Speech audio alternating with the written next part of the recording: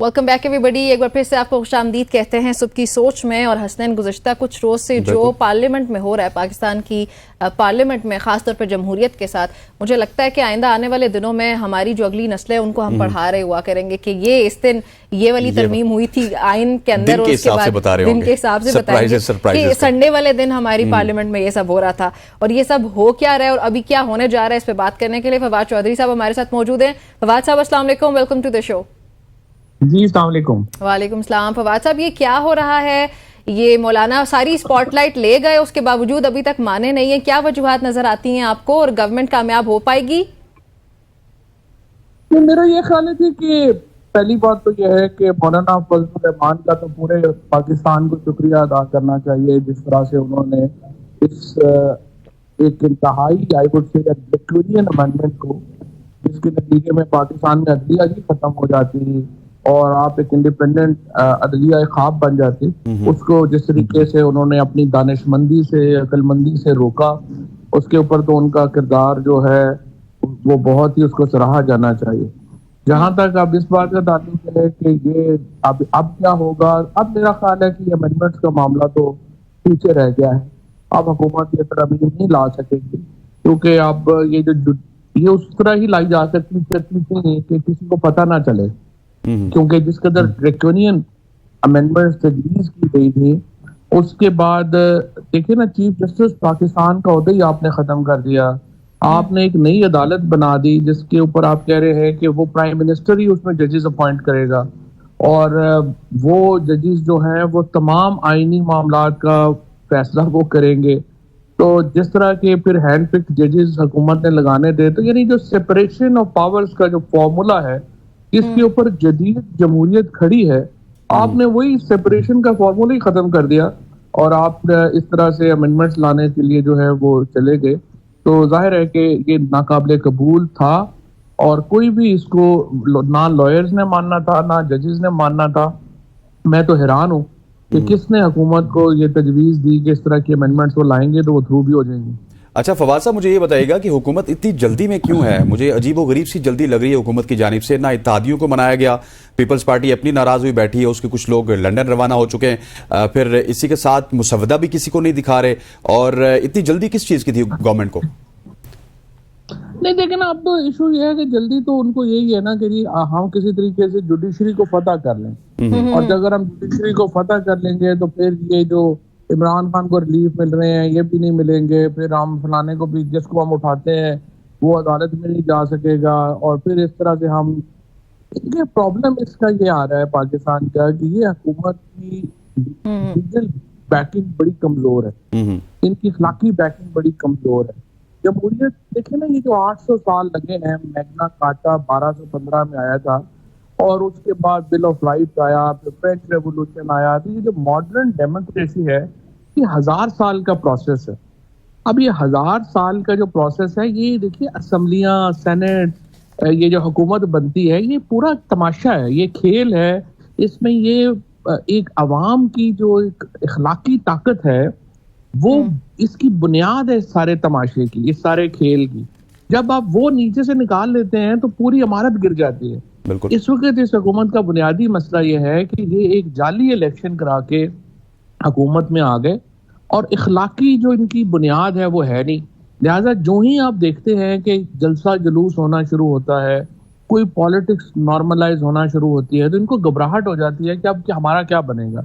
So the government that relies only on लाठी गोली, Korean, सस्तायत, बर्बरियत, वो इस तरह की एक्टिविटी में चल नहीं सकती। और मईशत के लिए बहुत इंपॉर्टेंट है कि ये सारी चीजें इस्तेमाल ना हो और मुल्क जो है नॉर्मल हो। तो ये एक बेसिक एनॉमली है जिसमें पाकिस्तान फंसा हुआ है, और अब तक जितनी डिसीजन मेकिंग इस हुकूमत ने की है उसमें प्रॉब्लम यही आया है कि उन्होंने डिटेल्स में काम नहीं किया।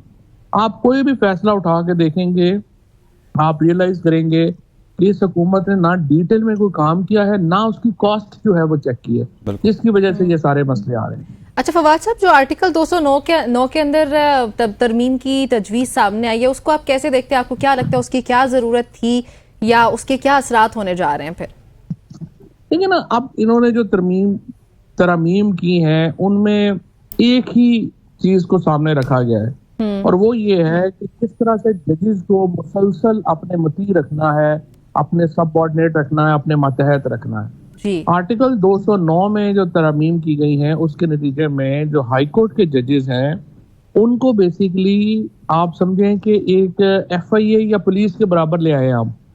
ہر سال ان کی ایویلیویشن ہوگی اور وہ دیکھا جائے گا، پھر اس کے بعد وہ رہ سکتے ہیں نہیں رہ سکتے، پھر ان کو ٹرانسفر بھی کیا جا سکے گا ڈفرینٹ. آپ اسلام آباد کے ججز کو بلوچستان بھیج دیں گے، بلوچستان کے ججز کو آپ جو ہے وہ پنجاب میں لے آئیں گے، وہ بھی whenever you feel like. whenever you feel. Yeah. And that's obviously unacceptable. اچھا چوہی صاحب مجھے یہ بتائیے گا، آپ خود بھی بیرسٹر ہیں اور آپ پوری دنیا کو کم از کم آپ نے دیکھا ہوگا، دنیا میں ججز کی تقرری کی کوئی اس طرح کی مثال ملتی ہے جس طرح ہماری گورنمنٹ کرنے جا رہی ہے؟ دیکھیں پوری دنیا میں مختلف ماڈلز ہیں اور بالکل صحیح بات ہے. جیسے امریکہ میں تو ساری تقرریاں سینٹ کرتی ہے ان کی، اور ان کی جو کمیٹی ہے، امریکہ کا سسٹم جو ہے وہ بڑا ایگزیکٹو بیسڈ ہے. انڈیا میں بھی ایگزیکٹو جو ہے وہ ان کی جو ہے وہ کرتی ہے، کمیشن ہے وہ اس کو دیتا ہے، پھر وہ کرتا ہے. وہ جو یورپ ہے اور امریکہ ہے اس میں تقرریوں میں ایگزیکٹو جو ہے وہ فواد صاحب سوری ٹو انٹرپٹ، جمہوری ممالک میں ایگزیکٹو جو ہے نا وہ عوام ہی ہے. ویسے عوام کا جو ایک ووٹ ہے، جو پارلیمنٹیرینز ہیں وہ وہاں پہ ایگزیکٹو ہے. آپ نے جو ہے ہٹ دا نیل آن دا ہیڈ. وہاں پہ جو بنیاد یہ ہٹ دا نیل آن دا ہیڈ. اصل جو بات یہ آپ نے کی، ان جمہوری ملکوں میں کیا ہے جہاں ایگزیکٹو کا فنکشن ہے وہاں ووٹ سے لوگ آئے ہوتے ہیں. یہ تو نہیں کہ 18 سیٹوں کے اوپر وزیر اعظم بن جائے. تو وہ پھر اگر مجھے پتا ہے کہ میں نے لوگوں کو دوبارہ جا کے ووٹ لینا ہے تو دیکھیں میرا رویہ لوگوں کی طرف مختلف ہوگا. اگر مجھے پتا ہے میں نے 5-7 لوگوں کو خوش کر کے آ جانا ہے تو پھر تو میرا رویہ اور ہوگا نا، میں لوگوں کی کیا حیثیت اہمیت دوں گا. لہٰذا یہ جو سارا کھیل تماشا بنا ہے اس کی جو بنیاد ہے وہ اتنی، اور اب بہرحال میں سمجھتا ہوں کہ آئینی ترامیم پیچھے چلی گئی ہیں اس پہ. پھر بھی میں سمجھتا ہوں کہ تحریک انصاف کو اور جو اپوزیشن ہے اس کو ایکسائٹیڈ نہیں ہونا چاہیے. پاکستان کے لیے وقت ہے ٹیمپریچرز کو نیچے لانے کا. پاکستان میں جو مقتدرہ میں لوگ ہیں، حکومت میں لوگ ہیں، اپوزیشن میں لوگ ہیں، انہیں چاہیے سینٹی کا مظاہرہ کریں. اتنے ٹیمپریچر آپ کے ساتھ ہم نے 2 سال گزار لیے ہیں، اگلے 2 سال اس ٹیمپریچر میں نہیں گزر سکتے. آپ کو بہرحال بیٹھ کے ایک دوسرے کی بات سننی پڑے گی اور کسی نہ کسی درمیان میں ہمیں جو ہے وہ معاملات کو طے کرنا پڑے گا. کچھ چیزوں سے پی ٹی آئی سے ہٹے. Concluding this discussion to a certain point, ہم لوگ یہ پھر کہہ سکتے ہیں کہ یہ سب جو کیا جا رہا ہے یا کیے جانے کا ارادہ رکھتی ہے گورنمنٹ، وہ اصل میں جمہوریت کی یا جوڈیشری کی ریفارمز نہیں ہے، اصل میں وہ اس کو کنٹرول کرنے کی کوشش ہے، اس کو مزید اتھارٹی دینے کے برابر بالکل بھی نہیں ہے. رائٹ؟ نہیں، یہ تو ریفارمز تو ہے ہی نہیں نا. ریفارمز کہنا تو اس کو اصلاحات کے لفظ کی توہین ہے. یہ تو سیدھا ایک سبڈیو کرنے کی، ماتحت کرنے کی ایک ایفرٹ اور کوشش تھی، جو اللہ کا شکر ہے کہ یہ پاکستان کے جو لیجسلیچرز میں جو ہے کریڈٹ ظاہر ہے مولانا فضل الرحمان کو اور تحریک انصاف کو جائے گا کہ انہوں نے اس کو جو ہے وہ روکا، اور بڑا پاکستان کے اوپر یہ احسان ہوا ہے. بہرحال مجھے تو بڑا دکھ ہے. فواد صاحب ذرائع تو یہ بھی کہہ رہے ہیں کہ نواز شریف بھی اس سے خوش نہیں ہیں، وہ بھی ناراض ہو کے لاہور چلے گئے. لیکن اگر نواز شریف صاحب خوش نہیں ہیں تو ان سے گزارش ہے کہ وہ بولیں. وہ پاکستان کے بڑے سیاسی لیڈر ہیں اور ان کا چپ رہنا کسی طور کے اوپر بھی پاکستان کی جمہوریت کی مدد نہیں کر رہا. اور نواز شریف کا جو موقف ہے ان معاملات کے اوپر ہونا، بلاول بھٹو نے تو بہت ہی مایوس کیا ہے. اور نواز شریف جو ہیں، میرا خیال ہے بلاول بھٹو صاحب کی تو پالیٹکس ہی ختم کرا دی ہے زرداری صاحب نے، اور آصفہ بھٹو اب آگے پیپلز پارٹی کی لیڈر ہوئے تو ہوں. بلاول بھٹو کی تو پالیٹکس ہی بالکل تباہ و برباد ہو گئی. تو اب مجھے یہی ہے کہ نواز شریف صاحب کی بات جو ہے وہ جب ان کے لوگ جو ہوتے ہیں قریبی، وہ کہنا ضرور شروع کر دیتے ہیں کہ نہیں اس پہ بھی خوش نہیں ہے وہ یہ بھی. لیکن بھائی بات یہ ہے کہ اگر ان کا موقف لوگوں کو ہی نہیں پتا چلے گا، وہ نتھیا گلی اور اپنے گھر سے باہر ہی نہیں نکلیں گے، تو ہمیں اور آپ کو الہام تو نہیں ہونا ان کا موقف کیا ہے. جی تو ان کو چاہیے کہ اپنے آپ کو ایکسپریس کریں. ابھی تک تو وہ اسی سازش کا حصہ لگ رہے ہیں جس میں بلاول بھٹو جو ہے وہ ایکسپریسلی بول رہے ہیں اور وہ خاموشی سے بول رہے ہیں. کچھ اور اس میں لگ تو نہیں رہا کہ ان کا کوئی رول ہے.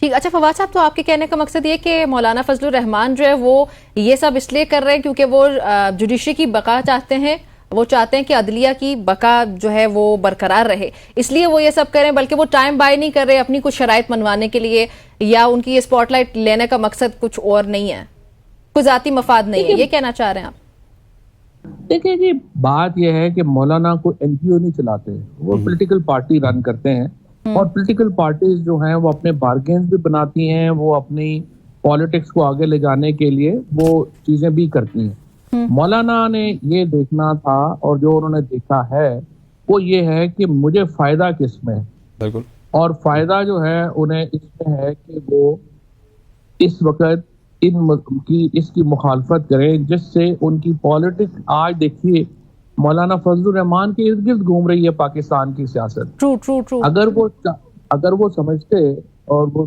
دیکھیں نا شہباز، سیاست میں کیا ہوتا ہے، صرف پاور کچھ نہیں ہوتی، ریلیونس جو ہے وہ امپورٹنٹ ہوتی ہے۔